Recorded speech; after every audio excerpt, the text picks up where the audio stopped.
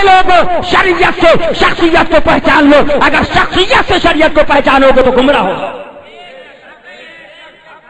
اب دروشی پڑھیے اور اس کے بعد میں آپ کو یہ سناؤں۔ اللہم صلی علی، بلند آواز سے پڑھے، صلی اللہ علی النبی الامی والہ صلی اللہ علیہ وسلم، صلاۃ و سلام علیک یا رسول اللہ صلی اللہ تعالی علیہ وسلم۔ وصایہ شریف حضور سرکار اعلیٰ حضرت رضی اللہ تعالیٰ عنہ کی یہ وصیت ہے، آپ سنیے گا۔ دل میں انشاءاللہ، دل کے اندر ایمان کا جن کے دلوں میں نور ہے ان کو انشاءاللہ خوشی حاصل ہوگی یہ وصیت کو سن کر۔ فرماتے ہیں پیارے بھائیو، لا ادری ما بقائی فیکم، مجھے نہیں معلوم میں کتنے دن تمہارے اندر ٹھہروں۔ تین ہی وقت ہوتے ہیں، بچپن، جوانی، بڑھاپا۔ بچپن گیا، جوانی آئی، جوانی گئی، بڑھاپا آیا، اب کون سا چوتھا وقت آنے والا ہے جس کا انتظار کیا جائے؟ ایک موت ہی باقی ہے۔ اللہ تعالیٰ قادر ہے کہ ایسی ہزار مجلسیں عطا فرمائے، آپ سب لوگ ہوں، میں ہوں، اور میں آپ لوگوں کو سناتا ہوں، مگر بظاہر اب اس کی امید نہیں۔ اس وقت میں دو وصیتیں آپ لوگوں کو کرنا چاہتا ہوں، ایک تو اللہ و رسول کی جل جلالہ وصلی اللہ تعالی علیہ وعلی آلہ وسلم، اور دوسری خود میری، تم مصطفیٰ پیارے صلی اللہ تعالی علیہ وعلی آلہ وسلم کی بھولی بھیڑے ہو۔ بھیڑیے تمہارے چاروں طرف ہیں، چاہتے ہیں تمہیں بہکا دیں، تمہیں فتنے میں ڈال دیں، تمہیں اپنے ساتھ جہنم میں لے جائیں، ان سے بچو اور دور بھاگو۔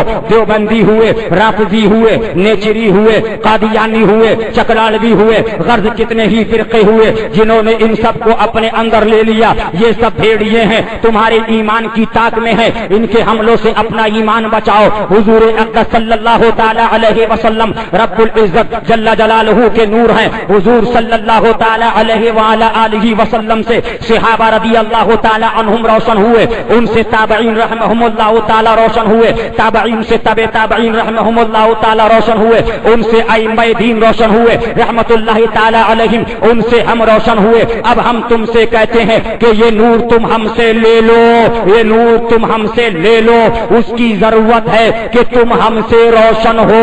وہ نور کیا ہے؟ وہ نور یہ ہے اللہ و رسول جل جلالہ وصلی اللہ تعالی علیہ وعلی آلہ وسلم کی سچی محبت، ان کی تعظیم اور ان کے دوستوں کی خدمت اور ان کی تکریم اور ان کے دشمنوں سے سچی عداوت، جس سے اللہ و رسول جل جلالہ وصلی اللہ تعالی علیہ وعلی آلہ وسلم کی شان میں ادنا توہین پاؤ، جس کو سرکار کی شان میں ادنا توہین پاؤ۔ یہ کون ہے؟ اعلیٰ حضرت ہیں، میں نہیں ہوں، قسم خدا کی اعلیٰ حضرت کا فرمان ہے۔ پیلی بھیت والا ہو، بریلی شریف والا ہو، مہارارا شریف والا ہو، برکاتی ہو، رضوی ہو، اظہری ہو، نوری ہو، حشمتی ہو، مشاہدی ہو، ادریسی ہو، اگر اس پر نہیں ہے تو وہ کچھ نہیں ہے، اور اگر اس پر ہے تبھی اس کا سلسلہ کامیاب ہے، اس کی بیعت کامیاب ہے۔ فرماتے ہیں جس کو اللہ و رسول جل جلالہ وصلی اللہ تعالی علیہ وعلی آلہ وسلم کی شان میں ذرا بھی گستاخ دیکھو، پھر وہ تمہارا کیسا ہی بزرگ معظم کیوں نہ ہو، تمہارا کیسے ہی بزرگ معظم کیوں نہ ہو، اپنے اندر سے تمہارے دودھ کی مکھی کی طرح نکال کر پھینک دو، یعنی اس سے دور ہو جاؤ۔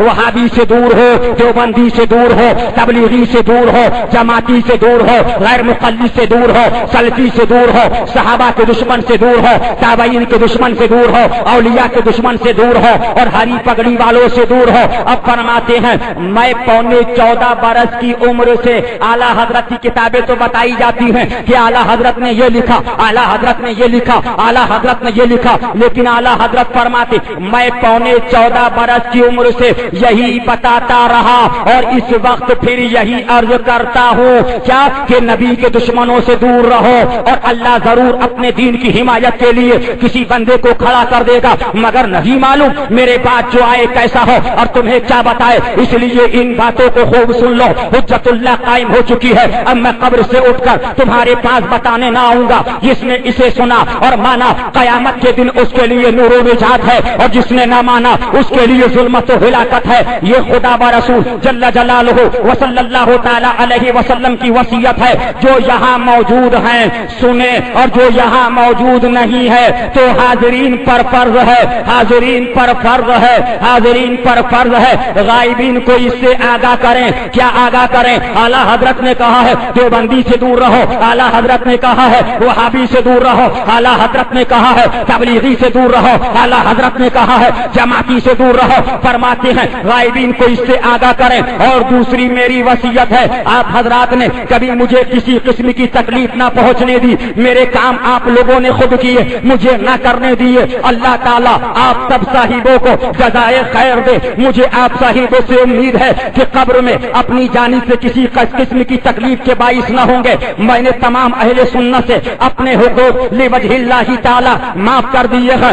آپ لوگوں سے دست بستہ عرض ہے مجھ سے جو کچھ آپ کے حقوق میں فروغ گزاشت ہوئی ہے وہ سب معاف کر دیں۔ اور حاضرین پر فرض ہے جو حضرات یہاں موجود نہیں ان سے میری معافی کرا لیں۔ یہ مبارک وصیت مقدسہ 25 محرم الحرام 1340 ہجری کو اپنی دنیاوی حیات شریفہ میں اپنے مرشد برحق خاتم الاکابر حضور پر نور سیدنا شاہ آل رسول احمد قادری مہرابی رضی اللہ تعالی عنہ کے سب سے پچھلے سراپا اور قدس میں ارشاد فرمائی تھی، قل شریف کے وقت کاشانہ مبارک سے دستورات کو دوسرے مکان میں بھجوا کر لوگوں کو اپنے حضور میں طلب فرمایا تھا۔ یہ واضح نصیحت کی آخری صحبت تھی، رشد و ارشاد کا پچھلا دور تھا جس کے پورے ایک مہینے کے بعد جمعہ مبارکہ 25 صفر 1340 ہجری 2:38 پر امام اہل سنت مجدد اعظم رضی اللہ تعالی عنہ نے اس دار فانی سے دار باقی کی طرف سفر فرمایا۔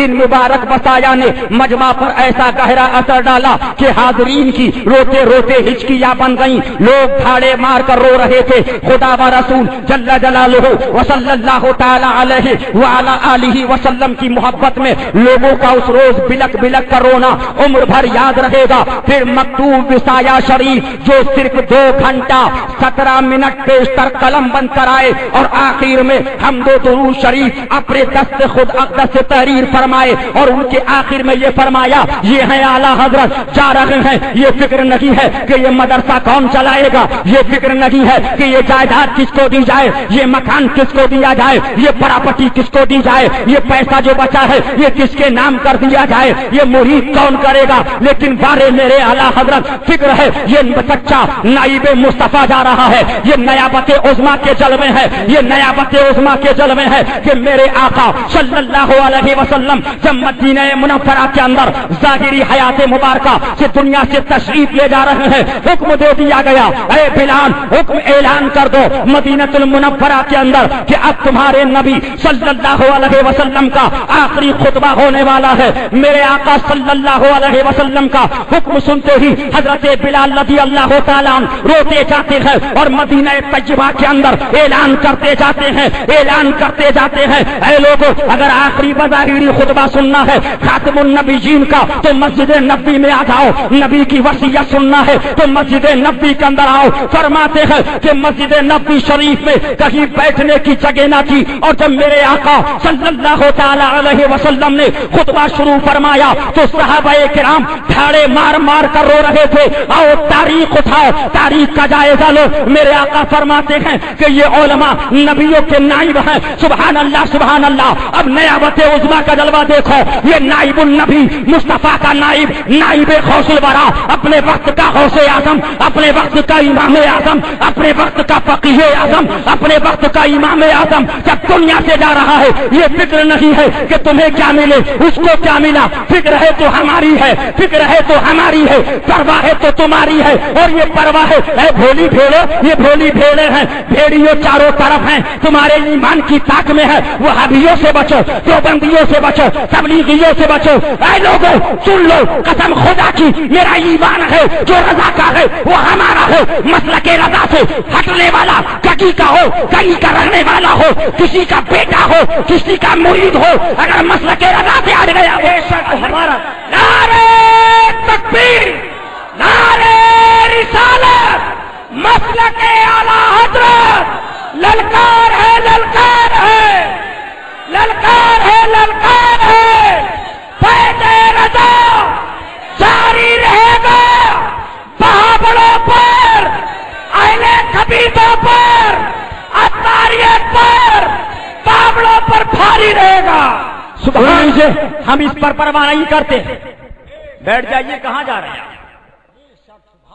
بیٹھیے، یہ میلاد مصطفیٰ ہے، اور میلاد مصطفیٰ جب تک ہو رہی ہے تو بلائے رکی، بلائے رکی ہیں۔ آج بیماریاں بہت بڑھ رہی ہیں، ہاسپٹل بھرے ہوئے ہیں، وجہ کیا ہے؟